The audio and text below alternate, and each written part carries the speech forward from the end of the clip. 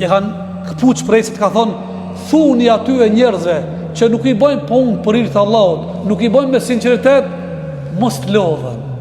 Dëgjoni njerë, thuni, jepni këshilla, sugjeroni ato njerëz, ti nuk e di, po thuaj kështu publikisht, ata që akoma nuk janë sinqert në veprat e tyre, mos lodhen, mos raskapiten. Hiç mos ka nevojë me baba, po një vepër pak sinqert, një vepër e vogël e vëllezër, nëse ka sinqeritet te Zoti zmadhohet. Ka thonë një dietar Abdullah ibn Mubaraki, rubba me amelin saghir yu'adhimu niyah, ndodh që një vepër, një projekt i vogël e zmadhon dhe jep sens, kuptim të madh, njëti sinqeriteti për ata që ka bërë motivin, ndodh që një vepër që është e madhe, është gjigante projekt, e zvoglon intenca, objektiva që se ka pas për hir të Allahut.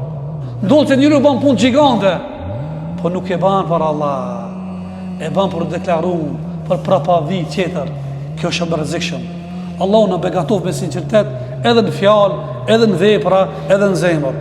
Çdo kush duhet me menu para se mëron me flet, se nuk e di njëri kur e ka fundin. O Zot, a thua vall gjatë ditës unë për çka kam vepruar, përse jam fal, përse kam agjëruar, pse kam lexuar Kur'an, pse kam çajt, i respektova nanën, babën, i dula ndim filanit, e për krava, fola fjalë të mirë. A e pata qëllim për hir të Allahut ta kënaqë Allahun, apo ta kënaqë egon tema apo të tjerë?